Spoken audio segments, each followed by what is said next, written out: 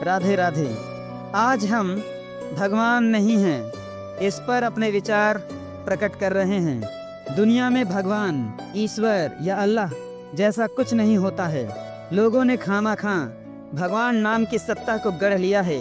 किसी ने आज तक भगवान को देखा है? लोगों ने 2-4 पुस्तकें पढ़ ली हैं, जैसे वेद, कुरान, बाइबिल। इन पुस्तकों में लिखा है ईश्वर सब जगह रहते हैं, ईश्वर सर्वशक्तिमान है, सब कुछ जानने वाला है, दयालु है, न्यायकारी है। ये सारी बातें पंडितों, मौलवियों तथा पादरियों का प्रलाप मात्र है। भला भगवान होता है? अगर होता तो वो कैसे किसी का रेप हो सकता है? 5 साल की बच्चियों के साथ बलात्कार हो रहे हैं, जगह जगह आतंकवादी बम फोड़ रहे हैं, लोगों का नरसंहार हो रहा है। अगर भगवान होता तो क्या ये सब होता? इन बातों से सिद्ध होता है भगवान नहीं है। अगर भगवान होता तो रेप, बलात्कार, मर्डर, चोरी, लूटमार आदि थोड़े ही होता। न रेप होता, न लोगों का नरसंहार होता, केवल शांति ही शांति होती, अमन होता, चैन होता। अतः भगवान नहीं है। लोग बेवजह मंदिर, चर्च, मस्जिद जाकर भगवान भगवान करते रहते हैं। उनका भगवान, खुदा, ईश्वर 5 साल की बच्ची के साथ होने वाले रेप को क्यों नहीं रोकता? आतंकवादियों के आतंक से भगवान क्यों नहीं बचाता? ऐसे कई सारे तर्क कुतर्क नास्तिक लोग देते हैं। इन सारे तर्कों से एक नास्तिक सामान्य आस्तिक को अपने प्रभाव में ले लेता है। सामान्य आस्तिक के पास बुद्धिबल नहीं होता, अतः नास्तिक के कुतर्क के आगे झुकना पड़ता है। खैर, हम नास्तिक के तर्क का खंडन करेंगे। नास्तिक जी, क्या आप जानते हैं हमारे संसार में जो हो रहा है, जैसे मासूम लोगों की हत्या, बच्चियों तथा युवतियों के साथ रेप, आतंकवादियों द्वारा बम विस्फोट आदि जितने भी कुकर्म हो रहे हैं, सब कुछ भगवान के होने के कारण हो रहे हैं। अगर भगवान नहीं होते तो ये सब कुकर्म भी नहीं होते। आप कहते हैं भगवान नहीं है इसलिए सारे अपराध हो रहे हैं, परंतु हम कहते हैं भगवान हैं इसीलिए रेप, मर्डर, जिनोसाइड हो रहा है। आप कहेंगे ये सारे काम तो शैतान के हैं, क्या शैतान के काम भगवान करेंगे? नास्तिक जी, शैतान के काम या भगवान के काम का बंटवारा करने वाले आप कौन होते हैं? अभी तो आप कह रहे थे कि रेप, मर्डर, बलात्कार, नरसंहार, बम विस्फोट आदि कुकर्म इसलिए हो रहे हैं क्योंकि भगवान नहीं है, परंतु अभी तुरंत इन्हें शैतान का कर्म बता रहे हैं। आखिरकार शैतान को बनाने वाला भी तो भगवान ही है। भगवान के बिना शैतान का अस्तित्व नहीं रह सकता है। अतः आप जिन कर्मों को देखकर कहते हैं भगवान नहीं है, उन्हीं कर्मों को देखकर हम कहते हैं भगवान हैं। रेप, मर्डर, चोरी, बलात्कार, लूटमार, धोखाधड़ी सब कुछ इसलिए है क्योंकि भगवान हैं। आप लोग ऐसा सोच सकते हैं कि काश भगवान ने अधर्म को नहीं बनाया होता तो कितना अच्छा होता। नास्तिक जी, अगर खाने के लिए सिर्फ मुंह होता किंतु मलमूत्र निकालने के लिए गुदा ना होता तो कैसा होता? दिन होता पर रात ना होती तो कैसा होता? आपका सीना तो होता पर पीठ ना होती तो कैसा होता? सुबह होती पर शाम ना होती तो कैसा होता? आग होती पर पानी नहीं होता तो कैसा होता? मेरे इन सवालों का जवाब नास्तिक के पास नहीं है। शारीरिक संतुलन के लिए मुख के साथ गुदा का होना अनिवार्य है, सीने के साथ पीठ का होना अनिवार्य है।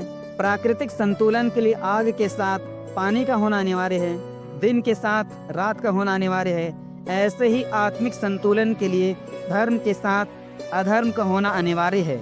अतः भगवान ने धर्म और अधर्म दोनों को उत्पन्न किया है। भगवान के सीने से धर्म और पीठ से अधर्म निकला है।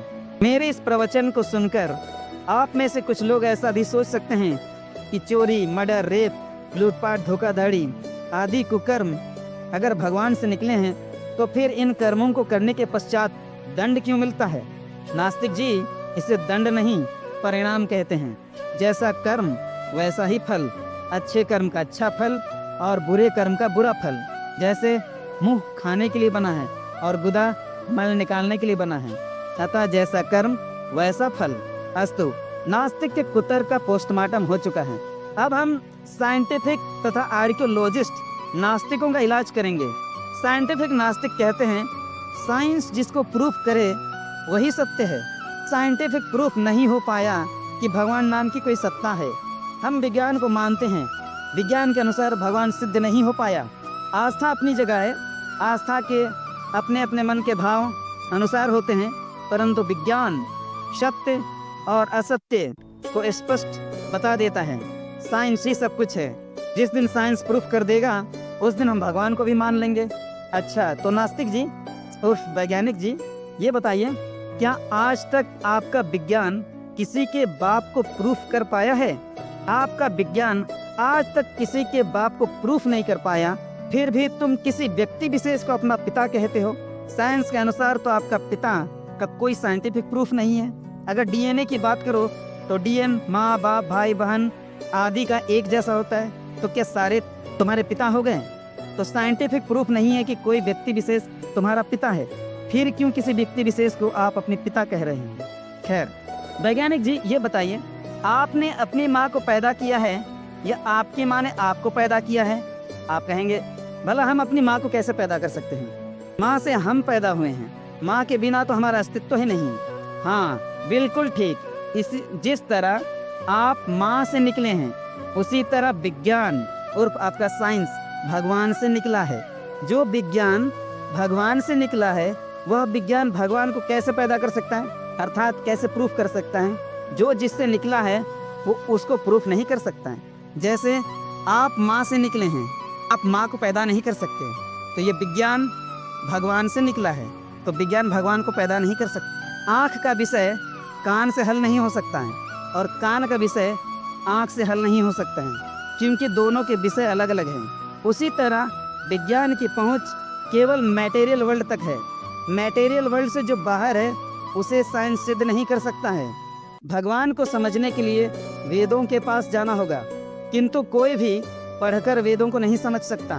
परोक्षवादोयम वेदा, श्रोत्रिय ब्रह्मनिष्ठ महापुरुष ही वेदों के भावार्थ को जानते हैं। अतः जितने भी नास्तिक हैं वे सभी श्री कृपालु जी महाराज की शरण में जाएं। वर्तमान में श्री कृपालु जी महाराज श्रोत्रिय ब्रह्मनिष्ठ महापुरुष हैं। श्री कृपालु जी महाराज द्वारा रचित ग्रंथ प्रेम रस सिद्धांत अवश्य पढ़ें। इस छोटे से ग्रंथ में नास्तिकता का खंडन के साथ साथ जानने योग्य सभी तत्वों का निरूपण हुआ है। आर्कियोलॉजिस्ट नास्तिकों का खंडन रह गया है। आर्कियोलॉजिस्ट सबूत की अगर बात करें तो भौतिकता पर सबसे बड़ा मजाक है। डार्विन की थ्योरी कहती है संसार को बने हुए लगभग 8 लाख वर्ष हुए हैं, जबकि हाल में हुए खुदाई में नेवादा के वैज्ञानिकों को एक जूता मिला है जो 50 लाख साल पुराना बताया जाता है। डार्विन जिसकी थ्योरी है हमारे पूर्वज बंदर थे के अनुसार संसार को बने हुए 8 लाख वर्ष हुए हैं और जो जूता मिला है वो 50 लाख साल पुराना है, अर्थात खुदा सृष्टि से पहले जूता बनकर तैयार हो गया था। ये सब क्या है? आर्कियोलॉजिस्टों की गप्पेबाजी नहीं तो और क्या है। उदाहरण स्वरूप राम सेतु पर आर्कियोलॉजिस्टों के अपने अपने राय हैं। राम सेतु पर अक्षय कुमार की एक फिल्म भी बनी है। इस फिल्म के अनुसार आर्कियोलॉजिस्टों की राय है कि राम सेतु 7000 वर्ष पुराना है, जबकि शास्त्रों के अनुसार अगर गणना करें तो राम सेतु को लगभग 8,80,000 वर्ष हो चुके हैं। रामायण के अनुसार राम सेतु के निर्माण के बाद भगवान राम ने त्रेता के अंत में 11,000 वर्ष तक शासन कार्य किया, फिर सरयू नदी में जल समाधि ली। इसके बाद द्वापर आया जिसकी आयु 8,64,000 वर्ष थी। तत्पश्चात कलयुग आया। कलयुग के 5,000 वर्ष बीत चुके हैं, अतः राम सेतु के 8,80,000 वर्ष हो चुके हैं, जबकि आर्कियोलॉजिस्टों के अनुसार राम सेतु मात्र 7,000 वर्ष पुराना है। अतः आर्कियोलॉजिस्ट एविडेंस के आधार पर भगवान को सिद्ध नहीं किया जा सकता। अगर हम आर्कियोलॉजिस्ट के आधार पर भगवान को सिद्ध करने का प्रयास करते हैं तो यह ऐसा ही है जैसे चूने के पानी से मलाई निकालने जैसा श्रम। भगवान को जानने और समझने का मार्ग केवल श्रोत्रिय ब्रह्मनिष्ठ महापुरुष हैं। अतः आप सभी श्री कृपालु जी महाराज के लेक्चर सुने, उनके लिखे ग्रंथों को पढ़ें, आपके समस्त संदेहों का निवारण हो जाएगा। राधे राधे।